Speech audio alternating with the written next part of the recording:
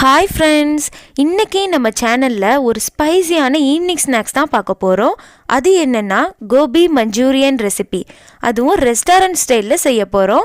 வாங்க எப்படி செய்கிறதுன்னு பார்க்கலாம். நம்ம ஃபஸ்ட்டு தேவையான பொருட்கள் என்னென்னு பார்த்துடலாம். இதுக்கு முக்கியமானதே காலிஃப்ளவர் தான். இந்த ரெசிபியை காலிஃப்ளவர் வச்சு தான் பண்ணுறது. இதுக்கு நான் ஒரு பாதி காலிஃப்ளவரை நல்லா க்ளீன் பண்ணி எடுத்து வச்சுருக்கேன். அதுக்கப்புறமா ஒரு பெரிய வெங்காயத்தை கொஞ்சம் பெருசு பெருசாக கட் பண்ணி வச்சுருக்கேன். அதுக்கப்புறம் ஒரு பெரிய வெங்காயத்தை சின்ன சின்னதாக கட் பண்ணி எடுத்து வச்சுருக்கேன். அதுக்கப்புறமா ஒரு 7 பல்லு பூண்டை பொடி பொடியாக நறுக்கி வச்சுருக்கேன். அதுக்கப்புறமா ஒரு சின்ன துண்டு இஞ்சியும் பொடி பொடியாக நறுக்கி வச்சுருக்கேன். அதுக்கப்புறம் ஒரு பெரிய குடமிளகாயை இந்த மாதிரி கட் பண்ணி வச்சுருக்கேன். அப்புறமா ஒரு 4 மிளகாயை பவுலில் தண்ணியில் ஊற போட்டு வச்சுருக்கேன். சாஸ்க்காக நான் என்னோட காரத்துக்கு ஏற்ற மாதிரி 4 மிளகாய் எடுத்திருக்கேன். நீங்கள் காரம் நிறைய சாப்பிட்றவங்களா இருந்தீங்கன்னா நீங்கள் எக்ஸ்ட்ராவாக மிளகாவை எடுத்துக்கோங்க. அதை எடுத்து நீங்கள் ஒரு மிக்சி ஜாரில் போட்டு கொஞ்சமாக தண்ணி ஊற்றி நல்லா பேஸ்ட் மாதிரி அரைச்சி எடுத்துக்கோங்க. அதுக்கப்புறமா ஒரு பவுலில் தண்ணியில் 2 ஸ்பூன் கார்ன்ஃப்ளவரை போட்டு நல்லா கலக்கி பேஸ்ட் மாதிரி எடுத்து வச்சுக்கோங்க. அவ்வளோதான், இதான் இன்க்ரீடியன்ட்ஸ். இப்போ எப்படி செய்கிறதுன்னு நம்ம பார்ப்போம். ஒரு பவுலில் நல்லா சுடுதண்ணியை எடுத்து வச்சுருக்கேன். அதில் கொஞ்சமாக உப்பு சேர்த்துட்டு காலிஃப்ளவரை நம்ம போட்டாச்சு. எப்போயுமே காலிஃப்ளவர் இந்த மாதிரி பண்ணால் தான் நல்லா க்ளீன் ஆகும்.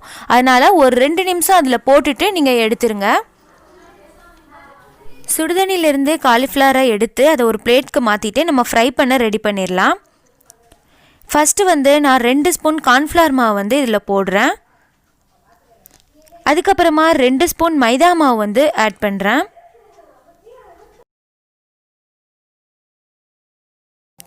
அப்புறமா கொஞ்சமாக நான் கேசரி கலர் ஆட் பண்ணியிருக்கேன். அதுக்கப்புறமா தேவையான அளவு உப்பு போட்டுட்டு 1 ஸ்பூன் கரம் மசாலா தூளையும் போட்டுட்டு நல்லா கீழே மேலேயுமா எல்லாமே மிக்ஸ் பண்ணி விடுங்க. எல்லாத்தையும் மிக்ஸ் பண்ணி விட்டுட்டு கொஞ்சமாக தண்ணி தெளித்து மிக்ஸ் பண்ணுங்கள். அப்போ தான் இந்த மாவும் காலிஃப்ளவரோட ஒட்டும். ரொம்ப தண்ணி ஊற்றிடாதீங்க, கெட்டியாக தான் இருக்கணும். இப்போ இது எல்லாத்தையுமே நல்லா மிக்ஸ் பண்ணி விட்டுட்டு வச்சுருங்க. அதுக்கப்புறமா ஒரு சட்டியில் எண்ணெயை ஊற்றி அந்த எண்ணெய் நல்லா கொதிக்கணும். நம்ம போட்டோன்னே பொரியிற மாதிரி நல்லா எண்ணெய் கொதிக்கணும். கொதித்ததுக்கப்புறமா நம்ம எடுத்து வச்சிருந்த காலிஃப்ளவரை உதிரி உதிரியாக அதில் போடுங்க. காலிஃப்ளவர் நல்லா கிறிஸ்பியாக பொரிஞ்சதுக்கப்புறமா அதை ஒரு பிளேட்க்கு மாற்றிட்டு நம்ம சாஸ்க்கு ரெடி பண்ணலாம்.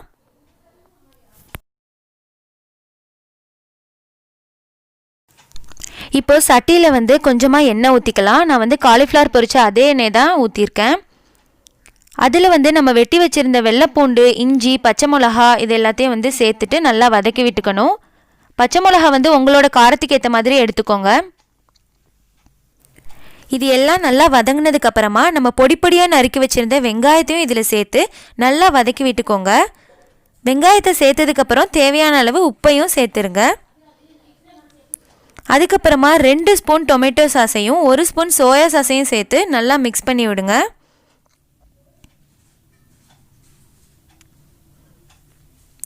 அதுக்கப்புறமா நம்ம அரைச்சி எடுத்து வச்சுருந்த ரெட் சில்லி பேஸ்ட்டையும் இதில் சேர்த்துட்டு எல்லாத்தையுமே நல்லா கிண்டி விடுங்க.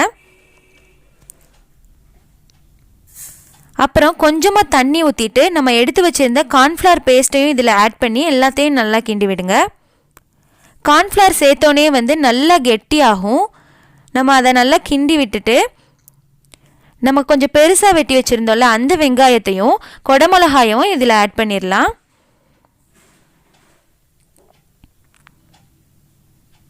குடமிளகா உங்களுக்கு இல்லாட்டா நீங்கள் ஸ்ப்ரிங் ஆனியன்ஸ் கூட நீங்கள் யூஸ் பண்ணிக்கலாம்.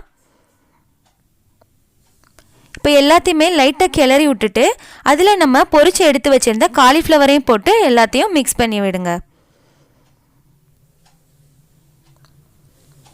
காலிஃப்ளவரோட நல்லா சாஸ் எல்லாம் மிக்ஸ் ஆகிற மாதிரி எல்லா பக்கமும் நல்லா மிக்ஸ் பண்ணி விடுங்க.